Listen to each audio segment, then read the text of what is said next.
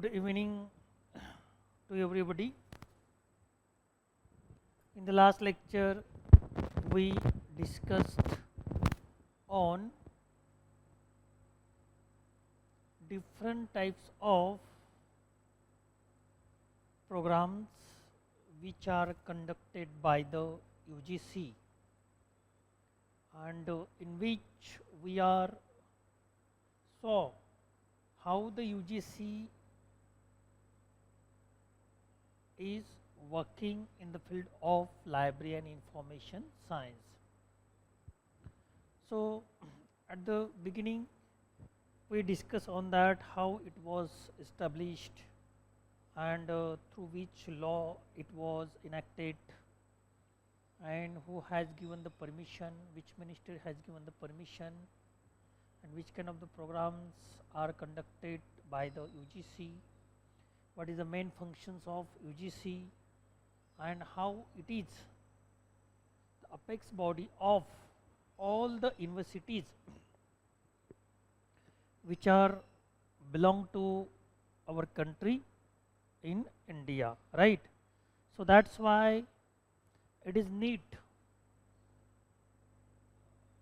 to develop each and every college, each and every university which come under the UGC. This is the basic and main purpose to develop academic courses, to develop academic programs, as well as to provide financial assistance to each and every university, each and every college which are come under the universities. So this is the main function of UGC. So we have been discussed in the last lectures. Okay.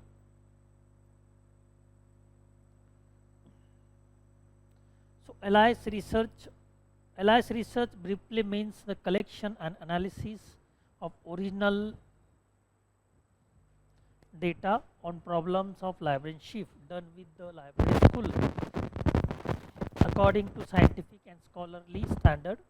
Research in this connection broadly include investigation, studies, surveys, academic work at the doctoral, postdoctoral, research staff level. It also includes in the house or actions research by practicing librarians, information personnel, and documentalists, etc.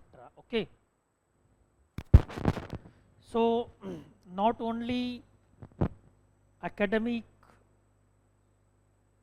programs and courses are developed by the UGC, but in the field of research, UGC give a lot of support to the all kinds of universities and colleges, right?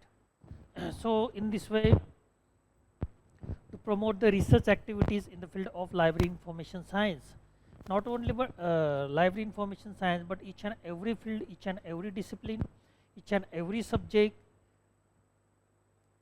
UGC give the support to develop the research in the university and colleges, right? So that's why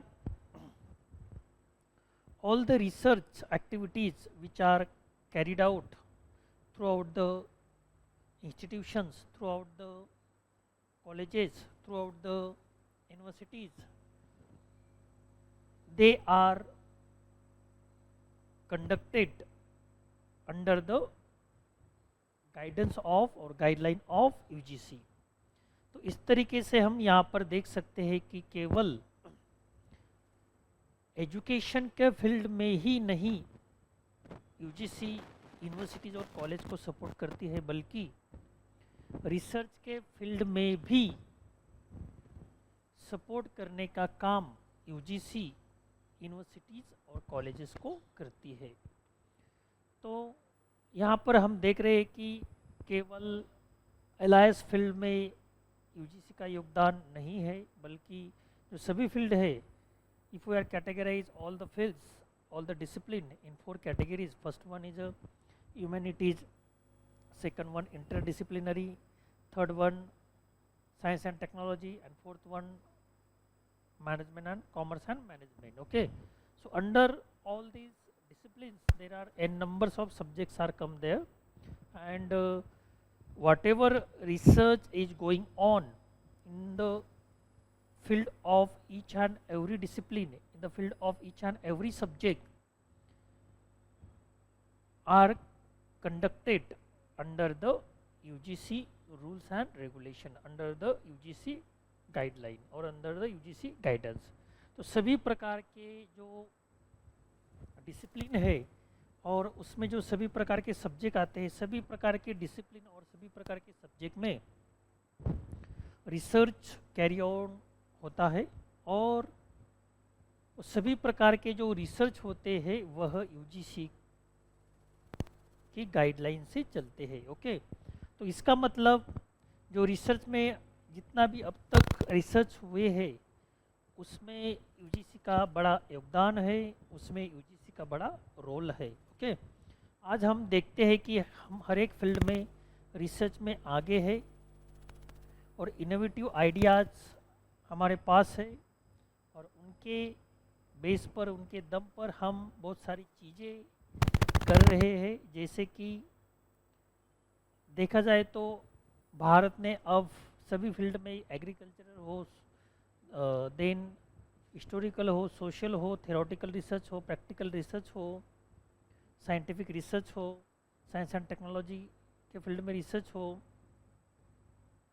management commerce के field में research हो, सभी प्रकार के research में हम अग्रसर है। हमारे जो देश के रिसर्च है दुनिया में सराहने गए हैं, और भी रिसर्च हमारे देश में चल रहे हैं। All kinds of research admire by the people, those who are all kinds of the scientist, those who are working at international level. जो भी साइंटिस्ट इंटरनेशनल लेवल पे काम कर रहे हैं वो हमारे देश में जो रिसर्च चल रहा है उनको एडमायर करते हैं। इसका एक उदाहरण हम यहाँ पर देखते हैं, जैसे कि एरोस्पेस में हमने बहुत सारी प्रगति की है, और हमने बहुत सारे सैटेलाइट स्पेस में छोड़े हैं, और भी हम उसमें ज़्यादा काम कर रहे हैं। चंद्रयान भी हमारा पिछली बार सक्सेस हुआ था, चंद्रयान 2, और इसको पूरी दुनिया ने देखा है। तो इस तरह से एरोस्पेस में भी हम बहुत ज़्यादा प्रगति कर रहे हैं, और दुनिया ने हमारे इस रिसर्च को माना है। इतना ही नहीं बल्कि बहुत सारे देशों के सैटेलाइट हमने लॉन्च किए हैं on commercial point of view से। तो इस तरह से हम रिसर्च में डेवलप हो रहे हैं। तो ये जो रिसर्च है, हम सोचते हैं रिसर्च कैसे होते हैं, कहाँ पर होते हैं, और कौन इनको सपोर्ट करता है। कोई भी यदि रिसर्च करना हो तो उनको इकोनॉमिकल सपोर्ट लगता ही है, एकेडमिक सपोर्ट लगता है। एकेडमिक सपोर्ट मतलब जो एकेडमिक में ये आता है कि उसका कोर्स कैसा हो, प्रोग्राम कैसा हो, और उसके रिलेटेड जो रेफरेंस मटेरियल हो। हमारे फील्ड के बिना कोई भी रिसर्च अधूरा होता है, कोई भी रिसर्च पूरा नहीं होता, क्योंकि रिसर्च थ्योरेटिकल हो या प्रैक्टिकल, वह रिसर्च सेंटर पर डिपेंड होता है। Research centre and learning centre पर वह डिपेंड होता है। लर्निंग सेंटर में हमारा लाइब्रेरी आता है, और लाइब्रेरी में हर तरह के, कई तरह के, सभी तरह के related to all the subject, related to all the disciplines के रेफरेंस बुक होते हैं सेंट्रल लाइब्रेरी में, यूनिवर्सिटी लाइब्रेरी में। और फिर सभी डिसिप्लिन के लोग, सभी सब्जेक्ट के लोग वहाँ पर आते हैं और रेफरेंस बुक रेफर करते हैं। तो उन पर वो उनका संदर्भ लेके अपना रिसर्च करते हैं। तो इस तरह से library play important role for doing the research, to carry on the research in our country। तो हमारे देश में ही नहीं, किसी भी देश में या दुनिया में जो भी रिसर्च चलते हैं उसको हमारा जो फील्ड होता है, लाइब्रेरीशिप या लाइब्रेरी साइंस या लर्निंग सेंटर जिसे बोलते हैं हम, वह उसको सपोर्ट करता है। बिना रिसर्च सेंटर के, बिना information centre, learning centre, library centre के कोई भी रिसर्च पूरा नहीं हो सकता। ये आपको पता है और ये सभी को पता है, राइट। तो हमारा कितना बड़ा महत्व रिसर्च में है ये हम आज देख सकते हैं। जैसे कि एजुकेशन के 3 अंग बताए गए हैं। एजुकेशन सिस्टम,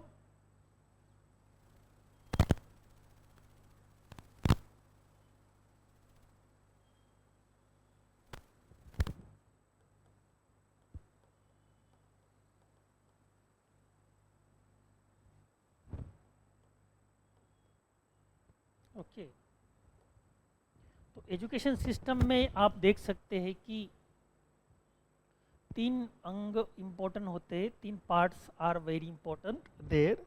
सो विचार दे वो कौन से हैं हम यहाँ पर देख सकते हैं। तो पहला है टीचिंग, ओके। और दूसरा है लर्निंग, और लास्ट है इवैल्यूएशंस।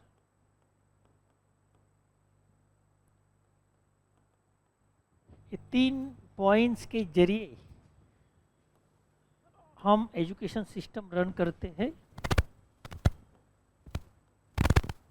तो टीचिंग में टीचिंग स्टाफ आता है, सभी प्रकार का टीचिंग होता है। और लर्निंग सेंटर में लाइब्रेरी आता है, library of information centre.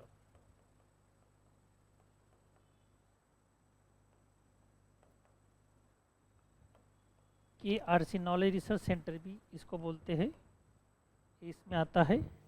Teaching staff इसमें आता है। और इवैल्यूएशन में एग्जाम कंडक्टेड,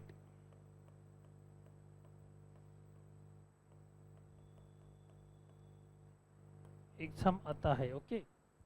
तो इस तरह से teaching and those people who are teach और teaching to their student, they are categorized in teaching. And in learning part, those who are provide the material, both teaching as well as student, teacher as well as student, such a kind of the part is come in learning part. So library is there, information center, knowledge resource center is there, okay. So whatever name is given is come under the learning section. And in evaluation sections, the exam department, exam section is come there, and with the help of this examination department, exam department, exam is conducted there and evaluation is done at the end of the exam, okay. So in this way education system run on these 3 wheelers और wheels। ये 3 wheels पर education system run होती है, चलती है। लेकिन आप देख सकते हैं कि या देखा जाए तो teaching and evaluation depend on the learning, दोनों इस पर डिपेंड होते हैं। इसमें टीचर आते हैं टीचिंग सेक्शन में, और इसमें टीचर्स स्टूडेंट्स आते हैं, ओके। और इसमें लाइब्रेरियन एंड स्टाफ आता है, library staff, okay.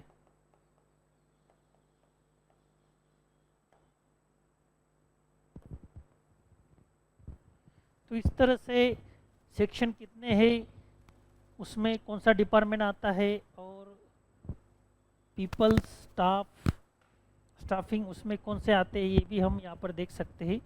Teaching section में टीचिंग स्टाफ आता है और टीचिंग स्टाफ में टीचर आते हैं, राइट। लर्निंग सेक्शन में लाइब्रेरी इंफॉर्मेशन सेंटर या नॉलेज रिसोर्स सेंटर आता है और उसमें लाइब्रेरियन, लाइब्रेरी स्टाफ आता है। इवैल्यूएशन सेक्शन में एग्जाम डिपार्टमेंट आता है ओके। और उसमें स्टूडेंट एग्ज़ाम देते हैं। ओके। तो यहाँ पर हम देख सकते हैं कि टीचर और स्टूडेंट दोनों लाइब्रेरी पर डिपेंड होते हैं और रहते हैं। ओके। क्योंकि टीचर को यदि कुछ पढ़ाना है तो उनको रेफरेंस बुक रेफ़र करने पड़ेंगे और उसमें जो नॉलेज है वो पढ़कर विद्यार्थियों को पढ़ाना पड़ता है। ओके, या सिखाना पड़ता है। तो इसलिए teacher is also depend on the library. Teacher पूरी तरह से लाइब्रेरी पर डिपेंड होते हैं। भले ही आज बहुत सारे मीडियम्स आ चुके हैं, सोशल मीडिया है, इंटरनेट है, गूगल है, सर्च इंजन है, डेटाबेस है। ओके, लेकिन इसके बावजूद भी टीचर को लाइब्रेरी में आना पड़ता है, रेफरेंस बुक रेफर करना पड़ता है। ओके। और फिर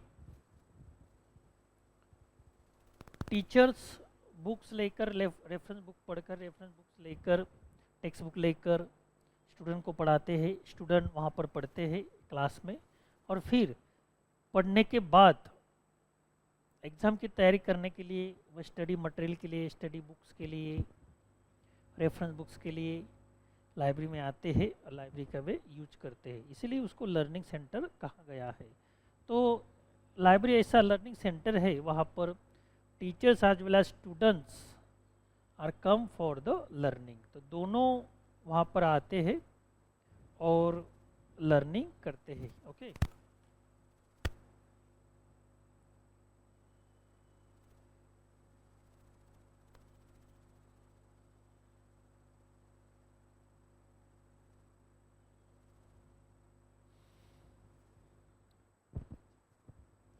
तो इस तरह से we can say that teaching sections and evaluation section depend on the learning centre. Okay.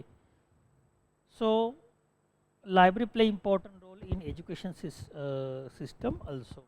तो लाइब्रेरी का बड़ा महत्व है एजुकेशन सिस्टम में। Without library no education system can be run. जैसे कि हमने बताया कि थ्री व्हीलर जैसे हम बोलते हैं, टू व्हीलर होती है, फोर व्हीलर होती है और थ्री व्हीलर होती है, उसमें ऑटो आता है और बहुत सारी व्हीकल उसमें आती है थ्री व्हीलर में। तो एक आगे का जो चक्का है या टायर है, वो यदि उसको नहीं होगा, आगे का जो व्हील्स उसको नहीं बैठाया गया, तो कोई भी थ्री व्हीलर चल नहीं सकती, कोई भी ऑटो चल नहीं सकती। ठीक उसी तरह से लाइब्रेरी को हटा दिया जाए इस सिस्टम से, टीचिंग एंड एवोल्यूशन थोड़ा डिफ़िकल्ट हो जाएगा। थोड़ा ही नहीं बल्कि वह अपना काम करना बंद कर देगा।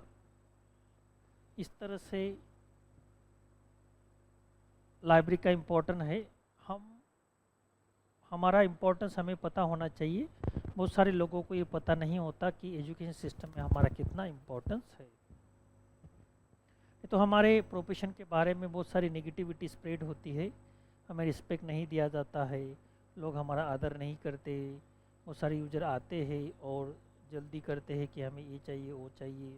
ओके, उनका कम्युनिकेशन अच्छी तरह से नहीं होता। हम पब्लिक जॉब होने के कारण हम डिस्टर्ब हो जाते हैं। ओके। और फिर लोग हमें महत्व नहीं देते, इस संस्था में हमें ज़्यादा इम्पोर्टेंस नहीं है। इस तरह से बहुत सारी बातें, नेगेटिविटी हमारे प्रोफेशन के बारे में स्प्रेड होती है।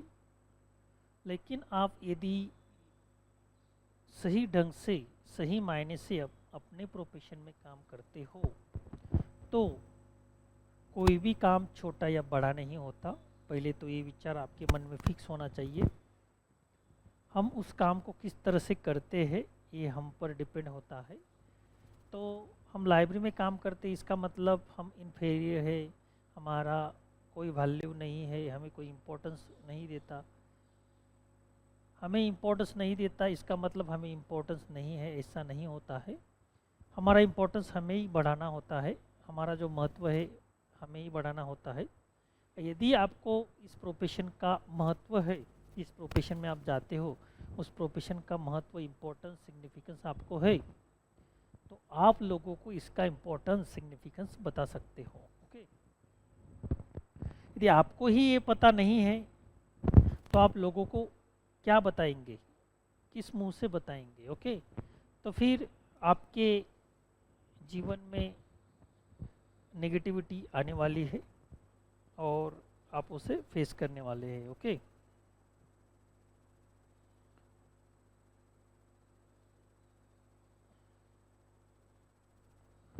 तो इस तरह से हम यहाँ पर देख सकते हैं कि एजुकेशन सिस्टम का इम्पोर्टेंट कितना होता है। एजुकेशन सिस्टम की वजह से इंफॉर्मेशन सोसाइटी स्ट्रांग होती है और इंफॉर्मेशन सोसाइटी स्ट्रांग होने से इकोनॉमी सिस्टम स्ट्रांग होती है। तो इस तरह से एजुकेशन सिस्टम किस पर डिपेंड है ये भी महत्व रखता है। एजुकेशन सिस्टम पूरा लाइब्रेरी पर डिपेंड होता है क्योंकि दोनों जो घटक है, टीचिंग सेक्शन और इवैल्यूएशन सेक्शन, जिसे हम एग्जाम सेक्शन बोलते हैं और टीचिंग स्टाफ बोलते हैं, वे totally depend on the library. Okay, तो library is nothing but the information and knowledge. तो लाइब्रेरी इसका मतलब you consider as it is a kind of house, it is a kind of place, it is a kind of storehouse where the books are kept. Okay, and user used to come into the library and they issue and return the books. Only this is not called the library. Library is called where the information is kept, where the knowledge is kept, where we can get the knowledge. जहाँ पर हमें knowledge मिलता है, information मिलती है, उसे हम library कहते हैं। ओके, तो हम यहाँ पर कह सकते हैं कि education system it is not depend on the library but it is depend on the knowledge and information, because library is ultimate the information and knowledge. तो लाइब्रेरी को ही इंफॉर्मेशन नॉलेज कहा जाता है। जब हम ऐसा कहते हैं कि पूरी एजुकेशन सिस्टम, फिर वो किसी भी देश की हो, वह information centre, knowledge centre, library पर डिपेंड होती है, हम ऐसा कहते हैं। लेकिन उसका मतलब ये होता है कि एजुकेशन सिस्टम ये नॉलेज पर डिपेंड होती है, इंफॉर्मेशन पर डिपेंड होती है, क्योंकि library is nothing but the knowledge, library is nothing but the information. Now you can ask the question how it become the library knowledge. Knowledge library कैसे हो सकते हैं और लाइब्रेरी को हम नॉलेज कैसे कह सकते हैं, ये सवाल आपके मन में आ सकता है। Okay, library it is a kind of place where the books are kept. So books are nothing but the store house of the knowledge. Okay, where the knowledge is store in the form of book, in the form of document and non-document form, that is called the books, and such a kind of books are kept in the library। और इस प्रकार के जो books होते हैं वह library में रखे होते हैं। तो इसका मतलब आप यहाँ पर देख सकते हैं कि education system is totally depend on the library ultimately in information and knowledge. Okay, तो यहाँ पर रिसर्च सेंटर और रिसर्च जो भी चलता है ये भी हम यहाँ पर देखते हैं।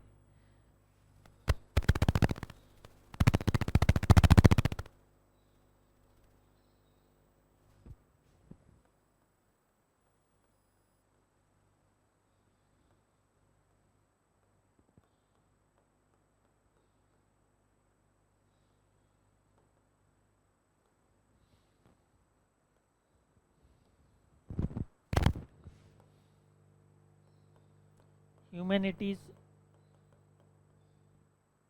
then interdisciplinary, then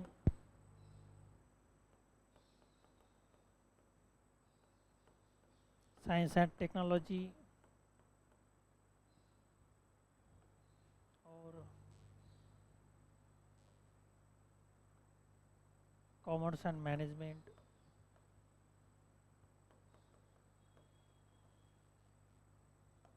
okay.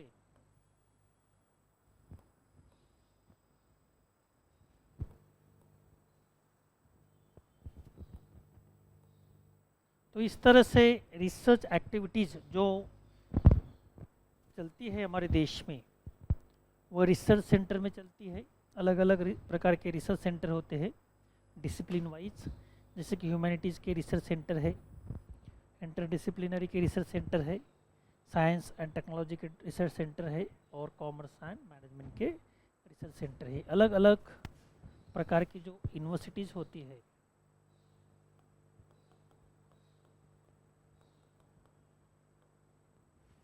और कॉलेजेस होते हैं, उसमें ये रिसर्च सेंटर होते हैं और उसमें ये एक्टिविटीज चलती है। ओके, और सभी ब्रांचेस में ये रिसर्च चलता है। लेकिन एक बात हम यहाँ पर मेंशन करते हैं कि सभी प्रकार की जो डिसिप्लिन यहाँ पर दी गई 4 प्रकार की, वो 4 प्रकार की डिसिप्लिन में अनेक सब्जेक्ट होते हैं, मैनी सब्जेक्ट लाइक इंग्लिश। हम कुछ सब्जेक्ट यहाँ पर लिखते हैं, इंग्लिश, मराठी, और बहुत सारे सब्जेक्ट इसमें है आते हैं। Okay, pol science, history.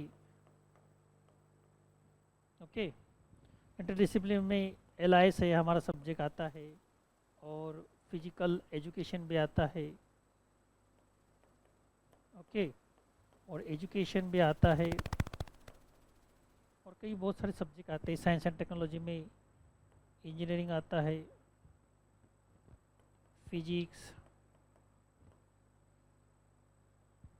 Chemistry, बहुत सारे सब्जेक्ट इसमें आते हैं। और कॉमर्स एंड मैनेजमेंट में पहला कॉमर्स आता है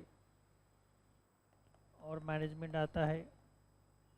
ओके, और इको भी इसमें आता है। तो बहुत सारे सब्जेक्ट इसमें आते हैं, और जितने भी सब्जेक्ट इन डिसिप्लिन में आते हैं, in all the subject research activities is conducted. उसमें रिसर्च एक्टिविटीज़ आर कंडक्टेड, यानी कि रिसर्च प्रोग्राम चलते रहते हैं और चलते हैं। तो ये कहाँ पर चलते हैं? अपने घर में तो नहीं चलते, और किसी के घर में तो नहीं चलते, किसी शॉप में नहीं चलते, किसी दुकान में नहीं चलते, तो फिर कहाँ चलते हैं? यूनिवर्सिटीज़ और कॉलेजेस में चलते हैं, राइट। और हर एक यूनिवर्सिटी और कॉलेजेस में एक लाइब्रेरी सेंटर होता है। क्या होता है? एक library centre. Okay, library information centre होता है, नॉलेज रिसोर्स सेंटर होता है। उसमें हर एक यूनिवर्सिटी में और कॉलेजेस में library information centre, research centre जिसे हम बोलते हैं, या नॉलेज रिसोर्स सेंटर होता है। ओके, तो ये रिसर्च जो होता है यूनिवर्सिटी और कॉलेज में चलते हैं, लेकिन जो सभी प्रकार के जो टीचर्स है, PhD guides, researcher, scholar, PhD guides,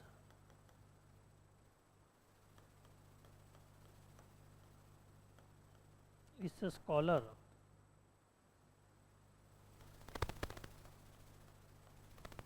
research student, okay, research fellow,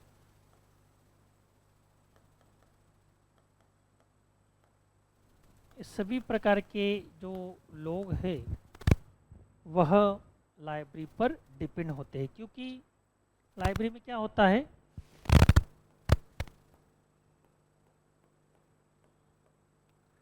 depend on library और KRC, नॉलेज रिसोर्स सेंटर। क्योंकि नॉलेज में क्या होता है? रेफरेंस बुक्स होता है, रेफरेंस बुक्स होते हैं, इंफॉर्मेशन होती है, और नॉलेज यहाँ पर मिलता है।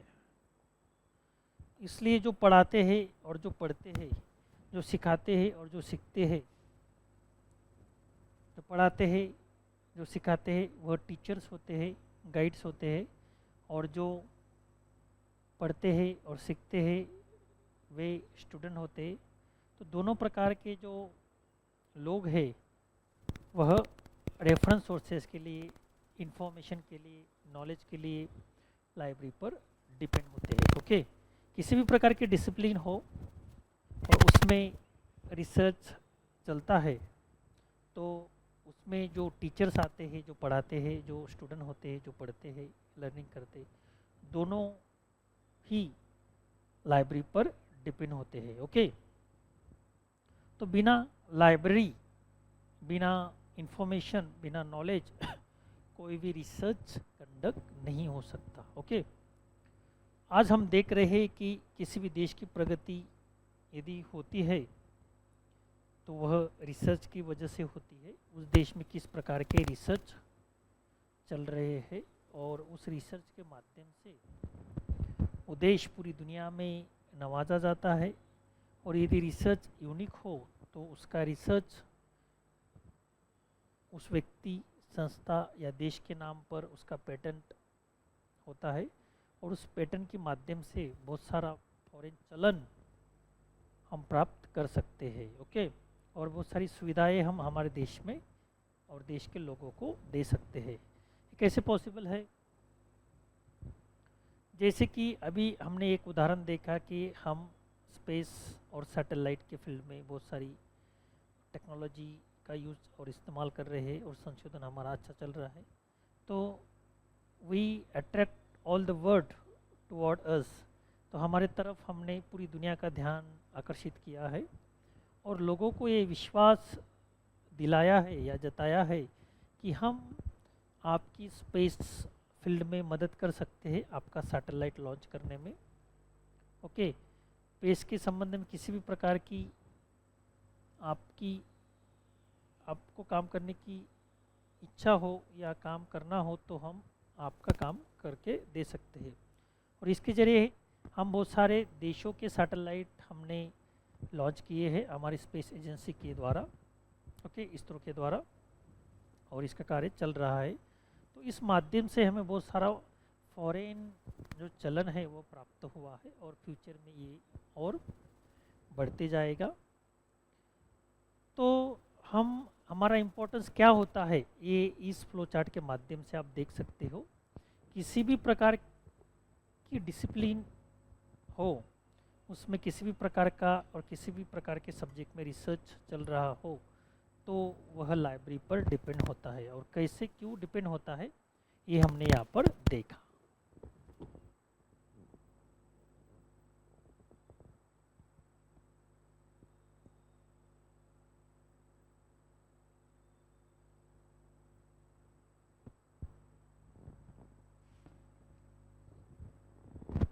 और जो यूजीसी होता है, यूजीसी,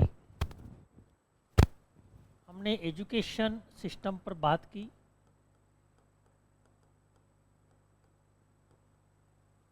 रिसर्च पर बात की, फ्लो चार्ट के माध्यम से इसका महत्व समझने का प्रयास किया। लेकिन ये दोनों प्रकार की जो एक्टिविटी है ये यूजीसी के मार्फत चलती है। ओके, तो यूजीसी दोनों प्रकार की एक्टिविटीज़ पर फोकस करता है। ओके,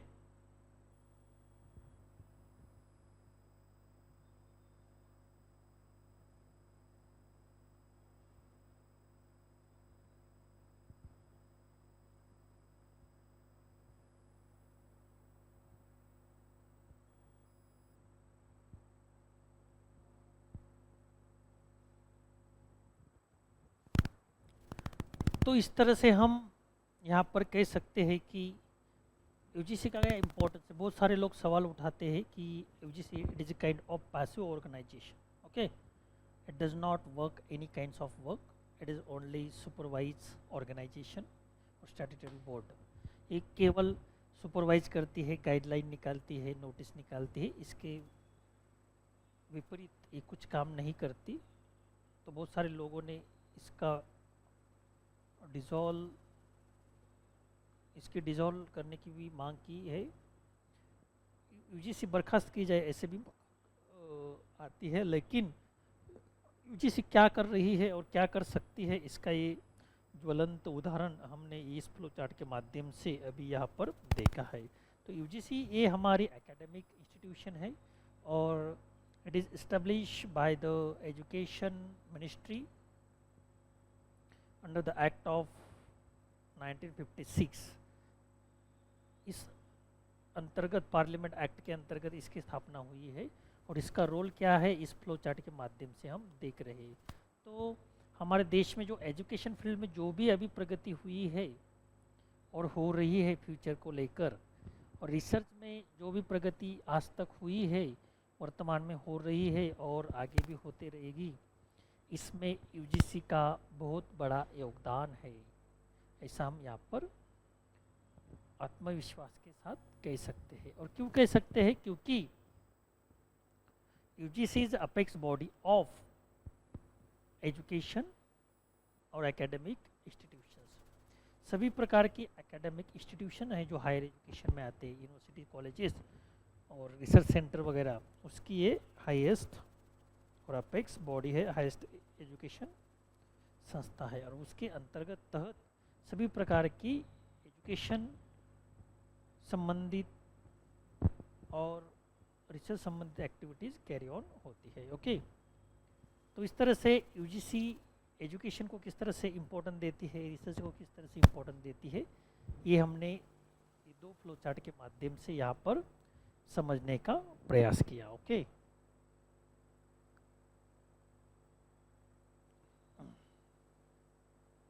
और इसमें एजुकेशन सिस्टम, जिस तरह से यूजीसी एजुकेशन सिस्टम को बढ़ावा देती है और रिसर्च एक्टिविटीज़ को बढ़ावा देती है, तो उसमें हमारा library resource centre, library knowledge centre and knowledge resource centre और as a being professional librarian करके हमारा क्या रोल है, इसके बारे में भी हमने यहाँ पर सविस्तर चर्चा की। Okay, so Dr. S.R. Ranganathan efforts, the era of LIS research in India started with S.R. Ranganathan. So Ranganathan has started the librarianship in our India, so he called the father of library information science, so that's why he also started LIS research in our India. तो इस तरह से, जिस तरह से library और लाइब्रेरीशिप ये professional course की शुरुआत और इस सब्जेक्ट को इम्प्लीमेंट करने का जो काम डॉक्टर एस आर रंगनाथन ने किया, उसमें उनका बड़ा योगदान है। और फिर LIS रिसर्च की भी उन्होंने ही शुरुआत की। He has done individual research for several year. वे खुद इस फील्ड के साइंटिस्ट है, उन्होंने बहुत सारा रिसर्च इस पर किया और बहुत सारी थीम थेरीज फाइंड आउट की, rules regulation guideline laws okay find out किया और बहुत सारी किताब भी उस पर लिखे। His works that lead to some of the fundamental and theoretical principles how dominated the research activities for 5 decades. उनके द्वारा जो थेरीज फॉर्मुलेट की गई, उनके द्वारा जो बुक्स लिखे गए, रेफरेंस बुक्स लिखे गए, तो उन्होंने कई सारे रिसर्च को बढ़ावा दिया, कई सारे रिसर्च को प्रमोट किया। तो उनके लिटरेचर पर कई सारे रिसर्च हुए। तो इस तरह से हम कह सकते हैं कि रंगनाथन ने खुद ही नहीं रिसर्च किया, बल्कि इस फील्ड में जो भी आज रिसर्च कर रहे हैं उनको इंस्पिरेशन उनका लिटरेचर देता है। ओके, क्योंकि रिसर्च किस पे होता है? प्रीवियस लिटरेचर पर होता है। कोई भी प्रॉब्लम हम फॉर्मुलेट करते हैं तो पहले हम उसके संबंध में क्या क्या लिटरेचर फॉर्मुलेट हुआ है, क्या क्या लिटरेचर जनरेट हुआ है, ये हम देखते हैं, उसका रेफरेंस लेते हैं और फिर बाद में रिसर्च करते हैं और थ्योरी फॉर्मुलेट करते हैं, या नई थ्योरी फॉर्मुलेट करती है या ओल्ड को न्यू वर्जन में कन्वर्ट करते हैं। तो इस तरह से रिसर्च किया जाता है और रिसर्च का जो मुख्य बेस होता है वह फॉर्मर जो लिटरेचर होता है उसका रिव्यू रिसर्च करता है। ओके, तो इस तरह से रंगनाथन के द्वारा जो लिटरेचर क्रिएट हुआ हमारे फील्ड में, लाइब्रेरी और इंफॉर्मेशन साइंस के फील्ड में, उस पर आज भूतकाल में भी कई सारे रिसर्च हुए हैं, आज भी बहुत सारे रिसर्च हो रहे हैं और फ्यूचर में भी बहुत सारे रिसर्च होने वाले हैं। इस idea classification and cataloging become the era of research in different library school all over the world. तो पूरी दुनिया में उनके द्वारा जो क्लासिफिकेशन और कैटलॉगिंग में जो कार्य हुआ उस पर कई सारे स्कूल, कॉलेजेस और यूनिवर्सिटी में आज भी रिसर्च चल रहा है और आगे भी चलता रहेगा. The library and academic community of those days, even today, also respect him as a pioneer researchers in allies. Some of his worth notable contributions are. तो उनके द्वारा किस लिटरेचर का निर्माण हुआ, किस बुक्स का निर्माण और रेफरेंस बुक का निर्माण हुआ, ये यहाँ पर दिया है. 5 लॉज ऑफ लाइब्रेरी साइंस उन्होंने फॉर्मुलेट की, इसके संबंध में उन्होंने बुक भी लिखा. कोलन क्लासिफिकेशन उन्होंने इन्वेंट किया, डिस्कवर किया और उसके बारे में बुक्स भी पब्लिकेशन हुआ. Prolegomena to library classification, classified catalogue code, documentation and its facet, library administration etcetera. तो बहुत सारे books doctor S R Ranganathan के द्वारा लिखे गए और आज उन पर रिसर्च चल रहा है. ओके. और फिर एमफिल प्रोग्राम्स शुरुआत में कहाँ पर स्टार्ट हुआ ये भी हमको यहाँ पर देखना है.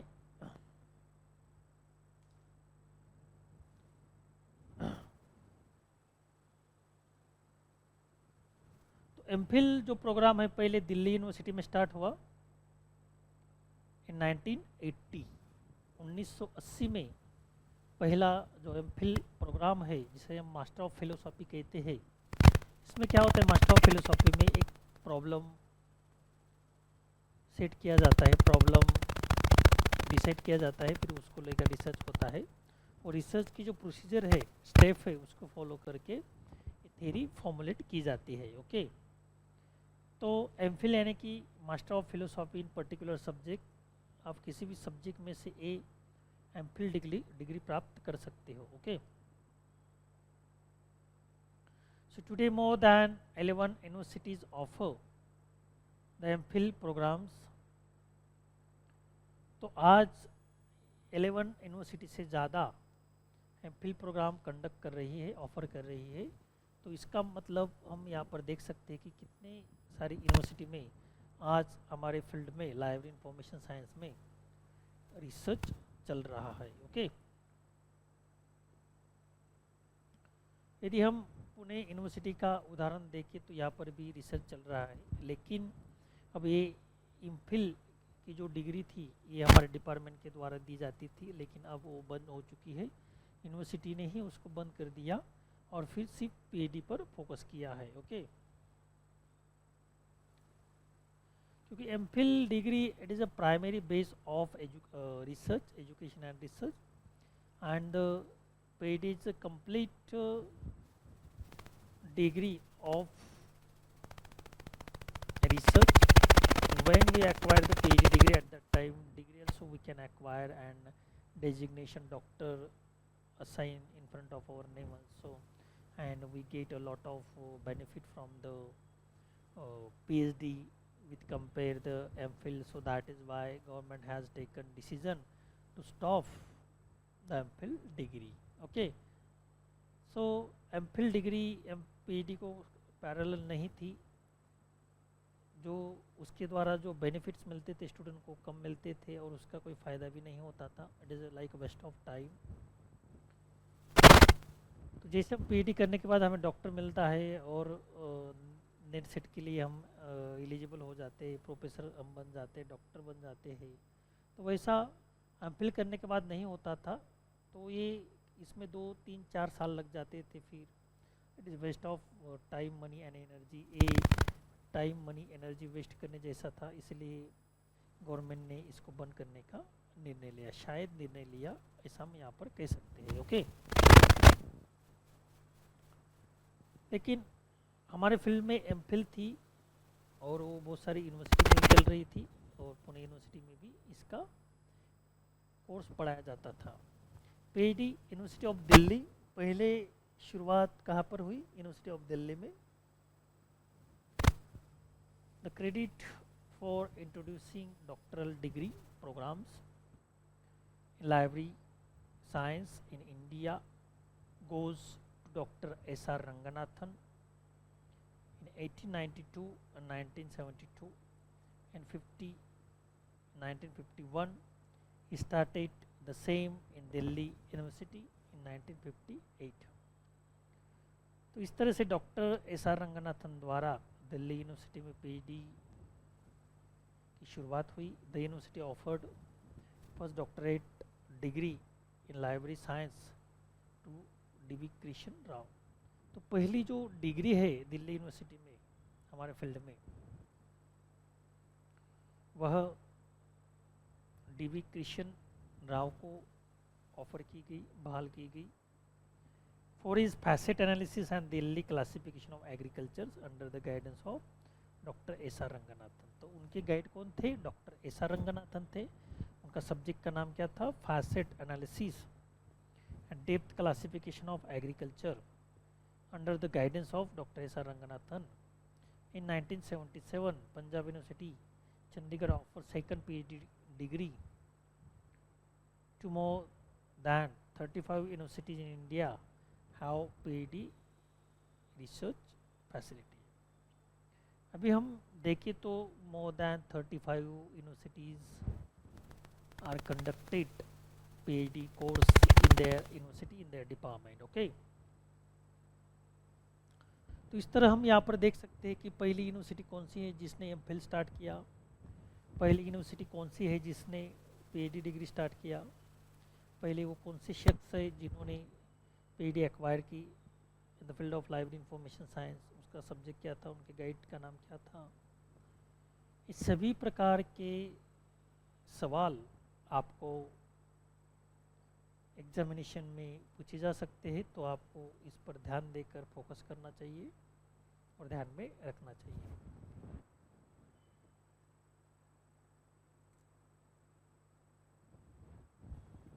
फिर आगे का सेंटर का नाम यहाँ पर दिया है DRTC, जिसको हम documentation research and training centre कहते हैं. इन 1962 doctor S R Ranganathan establish documentation research centre and training centre at Bangalore. तो 1962 में एस आर रंगनाथन के द्वारा DRTC की स्थापना हुई बैंगलोर में. Since its inception, it has been carrying out research studies, documentation and related area. तो उस समय से यहाँ पर लाइब्रेरी और लाइब्रेरी के फील्ड में रिसर्च चल रहा है. ओके. और library association in the field of library information science. Contribution of Library Association of India towards research activities is negligible. They restrict their activities in the field of publication of journals, organization of seminars, conference, workshops, etc. Only the ILA, ISLEAC are the mentionable among them. तो इस पर हम यहाँ पर कह सकते कि organisation of seminar, conference and workshop इसमें आता है. Funding of alliance research in India. तो अलायंस रिसर्च जो हमारे देश में चल रहा है, एमफिल, पीएचडी, जो सारी डिग्रियां हैं रिसर्च के संबंध में, वो कई सारे यूनिवर्सिटी में चल रही है और यूनिवर्सिटी के द्वारा लोगों को दी जा रही है. ओके. लेकिन जो रिसर्च इस फील्ड में चल रहा है एलायंस के फील्ड में, उसको फंडिंग कौन कर रहा है, ये सवाल यहाँ पर है. The university grant commission, that is called UGC, is promoting alliance research by awarding different kinds of fellowship to the student. Indian Council of Social Science Research, ICSSR, Defense Scientific Information and Documentation Center, DECIDOC, are also promoting LIC research program by awarding scholarship to doctoral student. Okay. और उनके अलावा state जो board भी है, यानी बहुत सारे, वो भी फेलोशिप को प्रमोटिंग कर रहे हैं. और यूजीसी के द्वारा हर एक कॉलेज यूनिवर्सिटी को रिसर्च सेंटर को फंडिंग दिया ही जाता है। और उसके अलावा ICSSR है, देसी डॉग है, ओके, ऐसे बहुत सारे ऑर्गेनाइजेशन है, टाटा इंस्टीट्यूट है, वे रिसर्च को बढ़ावा दे रही है। Okay,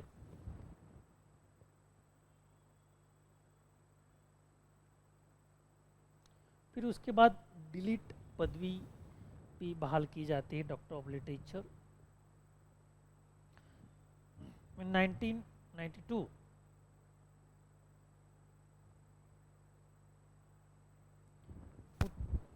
Utkal University Bhubaneswar belong to the Bhubaneswar awarded delete degree to Dr. BB Shukla। BB Shukla को डॉक्टर ऑफ लिटरेचर डिग्री बहाल की गई 1992 में।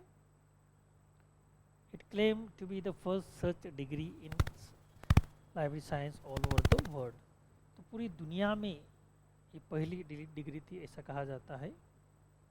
तो इस तरह से यूजीसी का रोल एजुकेशन में इम्पोर्टेंट है। उस तरह से हमारे फील्ड में रिसर्च किस तरह से चलता है, इस पर भी हमने चर्चा की। और कंक्लूजन के साथ हम यहाँ पर कह सकते हैं कि in our field not only the education is providing, but research is also going on in our field, how it is going on and who is running and who is giving the importance to the research activities conducted, research activities in our colleges and university, we have been discussed on this. Dr. S.R. Ranganathan in a pioneer in the field of library information science, so that is why he is called the father of library information science.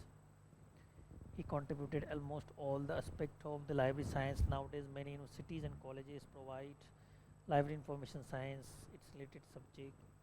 तो हमारे subject में बहुत सारे colleges आज education programme conduct कर रहे हैं, courses conduct कर रहे हैं। ओके, तो इस तरह से हमारा जो एजुकेशन है लाइब्रेरी इंफॉर्मेशन साइंस में, उसका जो फाउंडेशन है वो बड़ा स्ट्रॉन्ग हुआ है। Okay,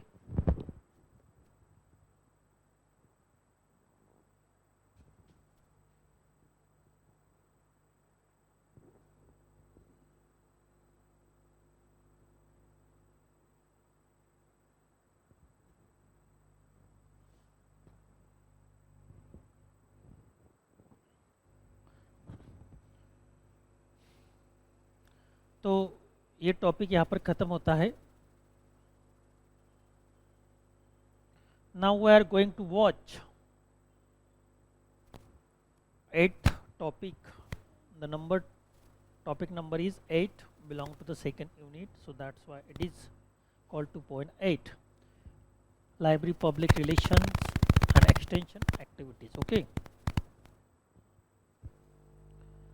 so before that, understanding what is meaning by the library public relations and extension activities, it is need to be understand what is meant by extension service. Okay, so if you are visit to the Google,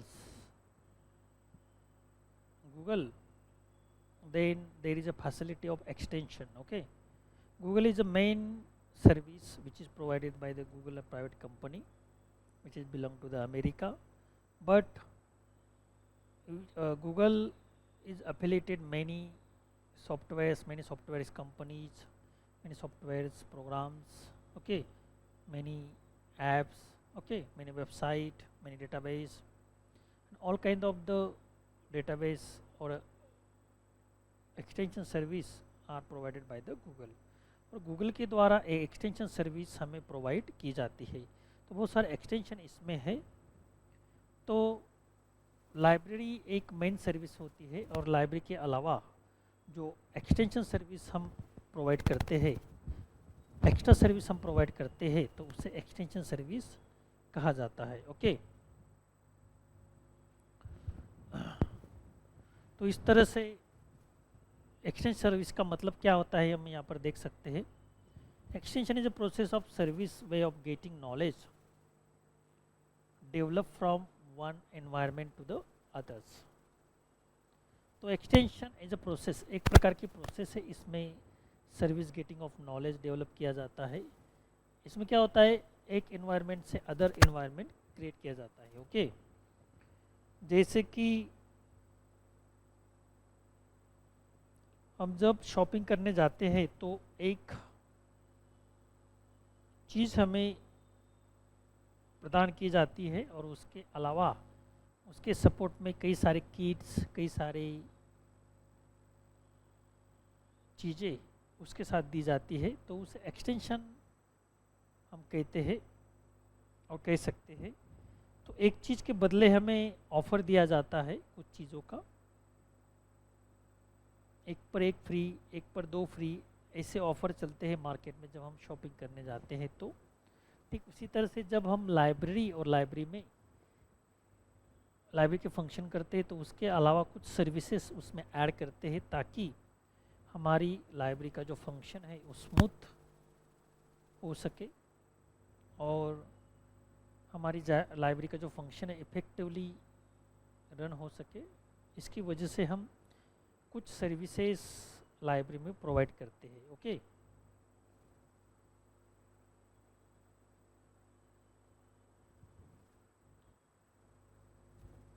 तो extension service is a system और service which provides people or community an opportunity to have access beneficial service or facilities which under normal circumstances they would not have been able to avail themselves of them. Okay, तो इस तरह से जब हम service provide करते हैं system के द्वारा विच प्रोवाइड्स पीपल और कम्युनिटी और अपॉर्चुनिटी, इसमें पीपल के द्वारा सर्विस प्रोवाइड की जाती है या कम्युनिटी या अपॉर्चुनिटी प्रोवाइड की जाती है। ऐसी सर्विस होती है ये अपने आप नहीं मिलती, जब हमें कोई ऑफ़र करता है या देता है तभी ये हमें प्राप्त होती है, ये अपने आप नहीं मिलती है। ओके,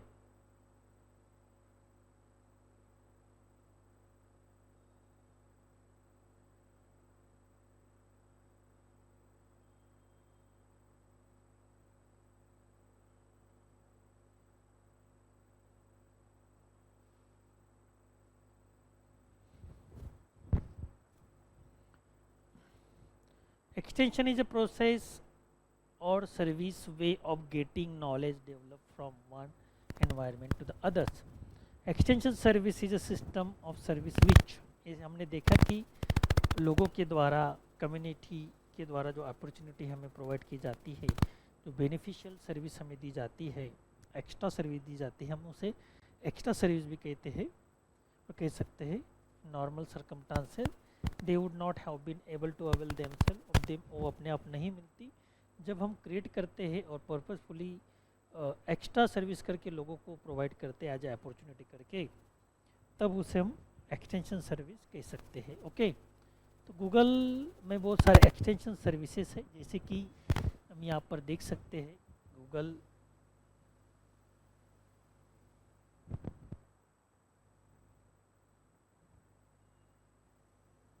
ये गूगल है।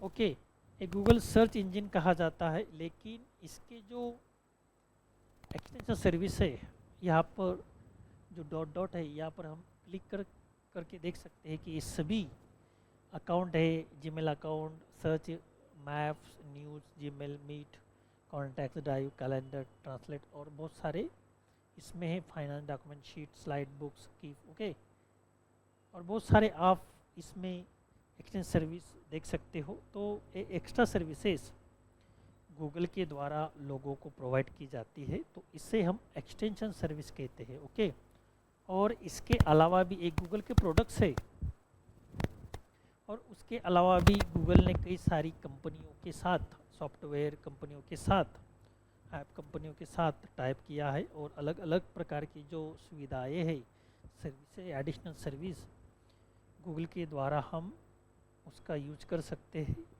तो इसीलिए गूगल जो एज ए सर्च इंजन करके डेवलप हुआ है, तो इतना ये डेवलप हुआ है कि आज तक दुनिया में उसे कोई अल्टरनेटिव नहीं मिला है, मुझे दूसरा ऑप्शन नहीं निर्माण हुआ है। तो ये किसकी वजह से हुआ? गूगल ने ऐसा एक प्लेटफॉर्म बनाया। शुरुआत में तो सिंगल प्लेटफॉर्म था, लेकिन धीरे धीरे उसके प्रोडक्ट बढ़ते गए और उसकी एक्सटेंशन सर्विस बढ़ती गई। और गूगल को जब हम देखते हैं, गूगल का जब हम यूज करते हैं, तो ये कभी कभी पूरा फ्री भी लगता है, लेकिन ये बहुत कमर्शियल है। लेकिन वो कमर्शियल पॉइंट ऑफ व्यू हमें दिखाता नहीं। पहले तो हमें फ्री चीज़ें देता है और जिसके ज़रिए हम अपना काम करते हैं। लेकिन कमर्शियल जो लोग हैं उनको गूगल की कमर्शियल सर्विस लेने पड़ते हैं और फिर उस पर वे पैसा कमाता है। ओके, तो गूगल क्यों रिच हुआ, गूगल इतना क्यों बड़ा हुआ दुनिया में कि उसको कोई भी दूसरा ऑप्शन अब नहीं है दुनिया में, ऐसा एक सर्च इंजन है। क्योंकि गूगल ने जब शुरुआत में अपनी शुरुआत की तो एक सिंगल सर्च इंजन था, लेकिन गूगल में जो रिसर्च चलता रहा, अच्छे अच्छे लोगों को वहाँ पर जॉब मिला, तो उन्होंने बहुत सारी न्यू आइडिया वहाँ पर इम्प्लीमेंट की। तो उसके ज़रिए गूगल ने बहुत सारे प्रोडक्ट क्रिएट किए, जैसे कि गूगल एड्स है, Google travels, form, password, slide books, document, translate service, calendar, contacts, news, maps. Okay, तो ये सब गूगल के प्रोडक्ट्स है। और उसके अलावा एक्सटेंशन सर्विस भी वहाँ पर गूगल ने लोगों को प्रोवाइड की। तो इतनी एक्सटेंशन सर्विस लोगों को अब मिल रही गूगल के द्वारा, वो भी free, without paying the money, okay, without wasting the time. So Google is become the first and unique search engine all over the world. So there is no options in front of the Google now. Google के सामने अभी कोई दूसरा option ही नहीं है। Extension service और product service, free product service के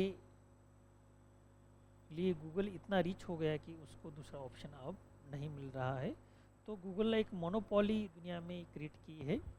Google के बिना हम सोते नहीं, गूगल के बिना हम नींद में से जगते नहीं, इतना गूगल हम पे हावी हो गया है। ओके, तो इस तरह से इंटरनेट, यानी कि हम गूगल को ही इंटरनेट समझने लगे हैं। ऐसा एक जो दुनिया में ये न्यूज़ तैयार हुआ है, एक स्टेटस तैयार हुआ है। तो Google it is a kind of search engine, एक सर्च इंजन है, लेकिन उसको अब पूरा इंटरनेट माना जाता है, क्योंकि हम पहले गूगल को ही सर्च करते हैं, गूगल में ही सर्च करते हैं। ओके, तो इस तरह से Google become the unique platform all over the world due to its products and extension service.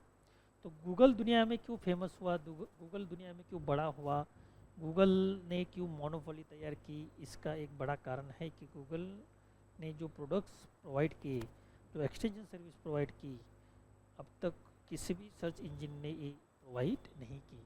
तो इस तरह से जैसे Google it is a kind of library, ये भी एक प्रकार की लाइब्रेरी है, लेकिन ये ऑनलाइन और वर्चुअल लाइब्रेरी, इंटरनेट को हम वर्चुअल लाइब्रेरी कहते हैं। ओके, ठीक उसी तरह से ऑफलाइन लाइब्रेरी होती है, जहाँ पर books are kept, student used to come for issue and return the books. It is a kind of place where the books are stored, that is called the library. Okay, all the activities are conducted manually there. और फिर इस प्रकार की library में offline और online extension service भी वहाँ पर प्रोवाइड की जाती है। तो हम यहाँ पर कह सकते हैं कि जैसे Google as a virtual library करके एक्सटेंशन सर्विस प्रोवाइड करता है, ठीक उसी तरह से ऑफलाइन लाइब्रेरी में हम ऑनलाइन और ऑफलाइन दोनों प्रकार की एक्सटेंशन सर्विस प्रोवाइड कर सकते हैं। और हमारी लाइब्रेरी का यूज़ किस तरह से इफ़ेक्टिव हो सकता है, इसके लिए हम प्रयास कर सकते हैं। ओके,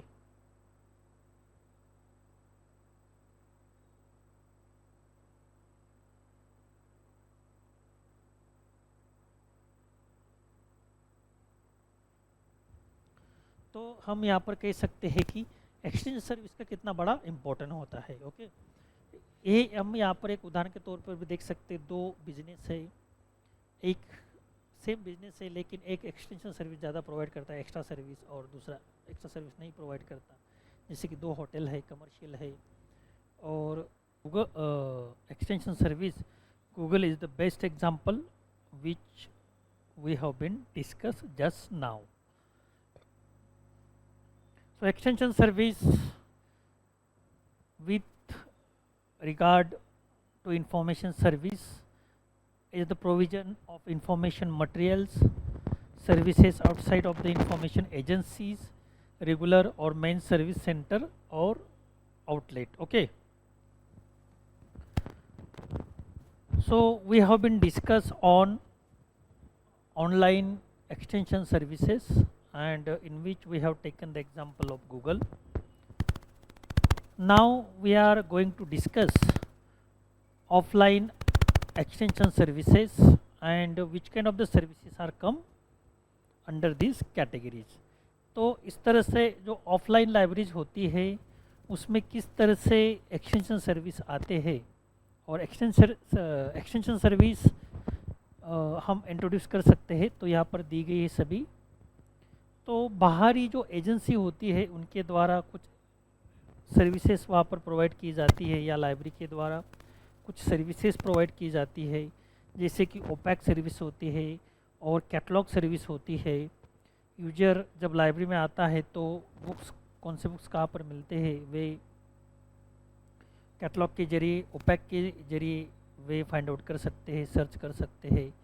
और इसके अलावा आस्क लाइब्रेरियन सर्विस होती है, मोबाइल एसएमएस सर्विस होती है, ईमेल सर्विसेज होती है, और गाइड सर्विसेज होती है।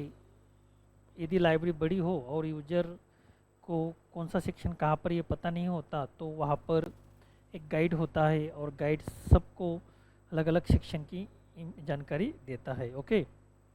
और उसके अलावा सर्च सर्विस वहाँ पर दी जा सकती है, या रेफरेंस सर्विस वहाँ पर दी जा सकती है, रेफरल सर्विस वहाँ पर प्रोवाइड की जा सकती है।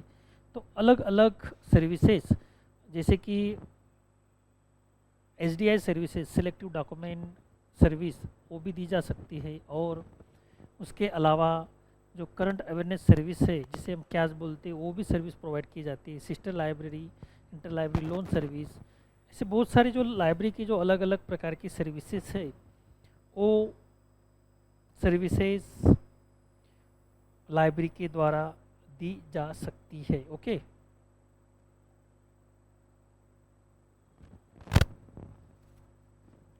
In library context, extension service is the activity of lending or delivering books and other forms of information to users who are distant from the library or who may be relatively near to be unable to travel to it. In public library environment, it can also mean the extension of public library service so that they reach more and more people. Okay. So already I have told that in library not only online services are given to the users, but also offline services are also given. Means both kinds, both offline as well as online services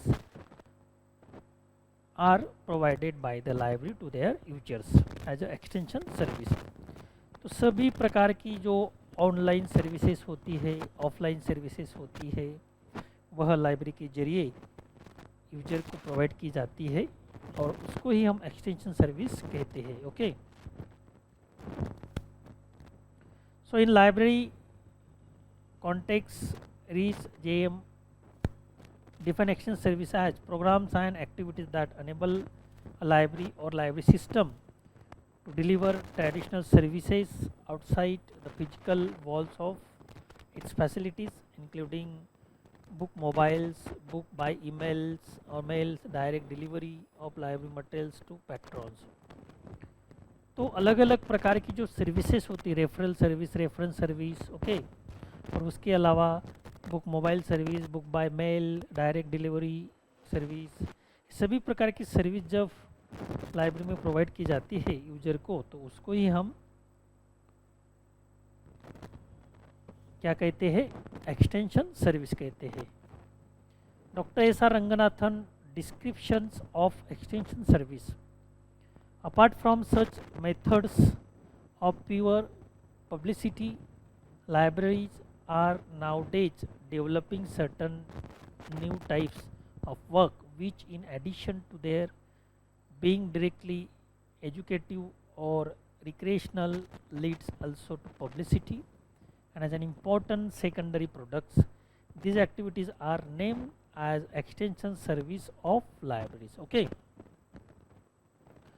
तो रंगनाथन के द्वारा one definition is given here, and in which Ranganathan noted that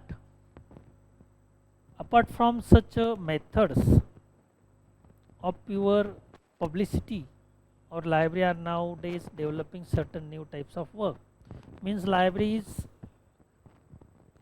doing new type of work and different types of work, different point of view, and such a kind of services are provided by the library to their users. So that's why users will be attracted toward the library and the use of library will become effectively. तो इस तरह से ज़्यादा किस तरह से user library की ओर आकर्षित हो सकते हैं, इसके लिए एक्सटेंशन सर्विस प्रोवाइड की जाती है, और लाइब्रेरी का यूज इफेक्टिव कैसे हो सकता है इसके लिए भी एक्सटेंशन सर्विस प्रोवाइड की जाती है. ओके,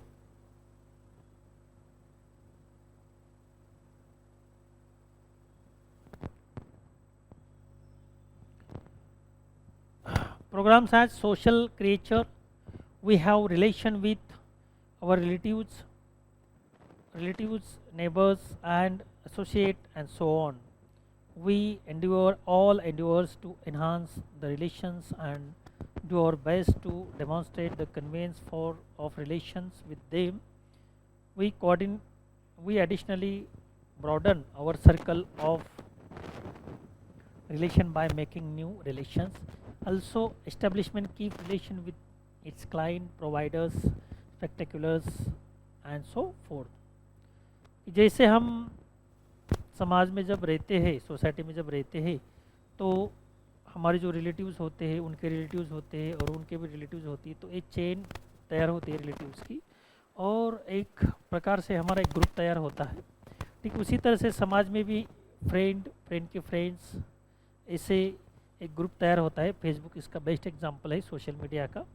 ठीक उसी तरह से जब हम लाइब्रेरी में काम करते हैं तब हमारे क्लाइंट्स होते हैं, यानी कि यूजर होते हैं, तो यूजर के जरिए हम और लोगों को कांटेक्ट कर सकते हैं, उनके द्वारा इंफॉर्मेशन निकाल कर ज़्यादा से ज़्यादा लोगों के साथ हम बात कर सकते, कम्युनिकेशन कर सकते और उनको भी हमारी लाइब्रेरी की तरफ अट्रैक्ट कर सकते. क्योंकि जब एक आदमी लाइब्रेरी में आता है तो उसकी पहचान 100 से ज़्यादा लोगों से होती है, तो उनसे हमारा कांटेक्ट हो सकता है. तो हमारे लाइब्रेरी में जब 10 लोग आते हैं प्राइमरी शुरुआत में, तो हमें लगता है इतने कम लोग जब लाइब्रेरी में आएंगे तो लाइब्रेरी कैसे चलेंगी, उसका इफेक्टिव यूज़ कैसे होगा और हमारे लाइब्रेरी का जो पर्पज़ है वो कैसे साध्य होगा, ये सवाल आपके सामने आ सकता है. लेकिन आप एक तरीके से काम करोगे, अच्छी तरह से काम करोगे, तो भले ही शुरुआत में 10 लोग आए हैं, लेकिन 10 लोगों के जरिए आप 1000 लोगों के साथ बात कर सकते हैं, कम्युनिकेशन कर सकते हैं, एक लोगों के सामने जाकर उनको लाइब्रेरी की तरफ अट्रैक्ट कर सकते हैं. तो ये कैसे पॉसिबल है, क्योंकि एक यूजर को more than 100 people are known, उसको 100 से ज़्यादा लोग पता होते हैं और उसके कांटेक्ट में होते हैं, तो उसके ज़रिए हम 100 लोगों के पास जा सकते हैं. ओके, तो कलेक्टिवली 1000 लोगों के पास हम जा सकते हैं और उन्हें लाइब्रेरी की तरफ अट्रैक्ट कर सकते हैं. फर्स्ट स्टेज में हम हमारा target to become the 1000 member of library. तो इस तरह से चेन प्रोसेस का यूज करके हम यूजर बढ़ाते जाएंगे और उनको ज़्यादा से ज़्यादा सर्विस प्रोवाइड करके हमारी लाइब्रेरी का किस तरह से इफेक्टिव यूज़ हो सके, इस पर हम भर दे सकते हैं। ओके,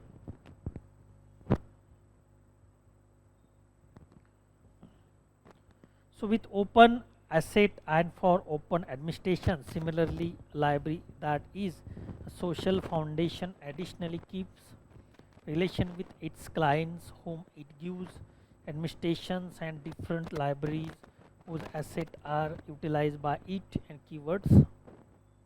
तो इस तरह से लाइब्रेरी का यूज हम जब करते हैं और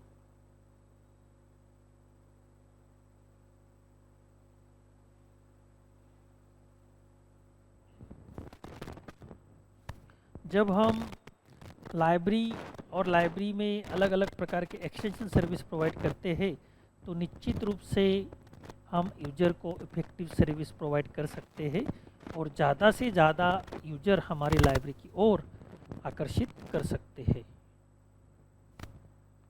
तो एक्सटेंशन सर्विस यानी कि क्या, उसका पर्पज क्या होता है, ये हम यहाँ पर देख रहे हैं। What is meaning by the extension service and what is the purpose of extension service which are provided in the library। तो एक्सटेंशन सर्विस यानी कि क्या, हम जो डेली जॉब करते हैं, डेली जो वर्क करते हैं लाइब्रेरी में, ओके, उसके अलावा एक्स्ट्रा सर्विस हम क्या देख सकते हैं, इस पर जब हम भर देते हैं, इस पर जब हम फोकस करते हैं तो लाइब्रेरी में एक्सटेंशन सर्विस बढ़ती है। और जब लाइब्रेरी में एक्सटेंशन सर्विस बढ़ती है तो यूजर की मात्रा, यूजर की संख्या भी लाइब्रेरी में बढ़ती है। तो एक्सटेंशन सर्विस देने के पीछे प्रमुख जो कारण है, लाइब्रेरी का इफेक्टिव यूज करना, दूसरा ज़्यादा से ज़्यादा यूजर्स लाइब्रेरी की ओर अट्रैक्ट करना, आकर्षित करना, ये प्रमुख कारण होता है।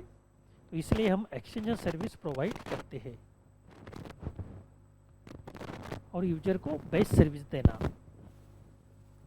Need of extension service in library, तो ये हमने देखा क्यों होता है, पर्पज और नीड एक ही होता है। तो नीड यानी कि क्या, इफेक्टिवली यूज करना लाइब्रेरी का। यदि लाइब्रेरी है, लाइब्रेरी में बहुत सारे बुक्स भी है, बहुत सारा स्टाफ है, बहुत सारी सर्विसेज भी वहाँ पर है, लेकिन कोई यूजर वहाँ पर आता नहीं, तो what is the use of library.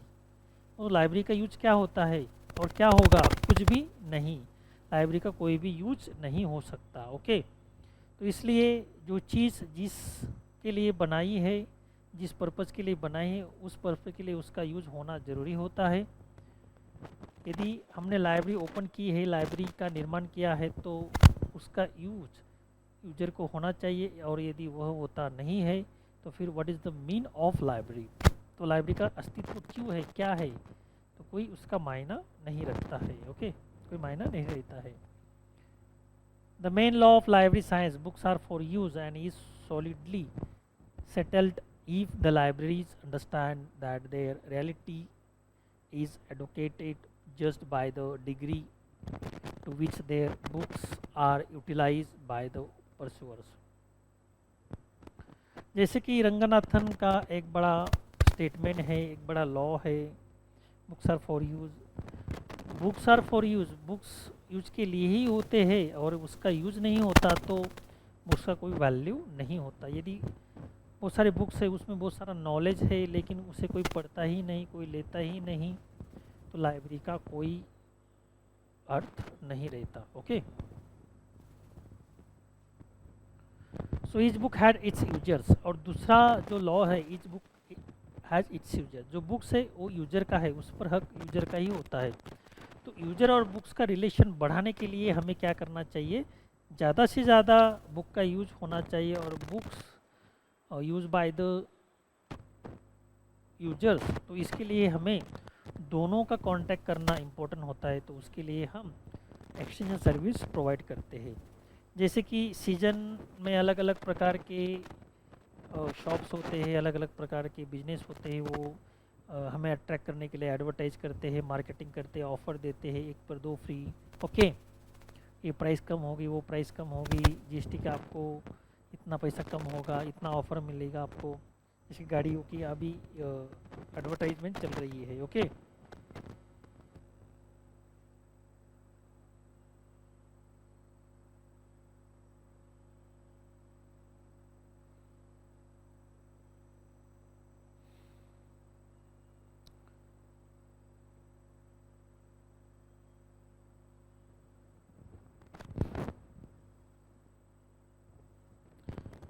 तो इसलिए हम यहाँ पर देख सकते हैं कि each book has its user, तो इसके हिसाब से हमें काम करना होता है. Likewise gives accentuations on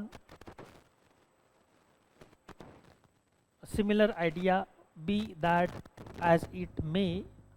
Here books can't move to their clients in this way. Every one of the endurance out to be with respect to the library itself to bring the books at entryway advance of clients. तो books तो निर्जीव होते और user alive होते हैं, सजीव होते हैं. तो बुक्स लाइब्रेरी में है, books are for use and books every book has its users, ऐसा हम कह सकते हैं. लेकिन बुक खुद चलकर यूजर के पास नहीं जा सकते, तो यूजर को ही बुक के पास आना पड़ता है या लाइब्रेरी में आना पड़ता है. इसके लिए हमें क्या करना पड़ता है, यूजर को अट्रैक्ट करने के लिए अलग अलग तरीके से एक्सटेंशन सर्विस प्रोवाइड करना पड़ता है, एक्सटेंशन सर्विस प्रोवाइड करनी पड़ती है. Okay, so doctor Ranganathan is an support to receive the shop similarly by the libraries to execute the laws of library science. The most reasonable strategies, advertising and augmentations, administrations of the library to contact all individuals of the groups. Okay.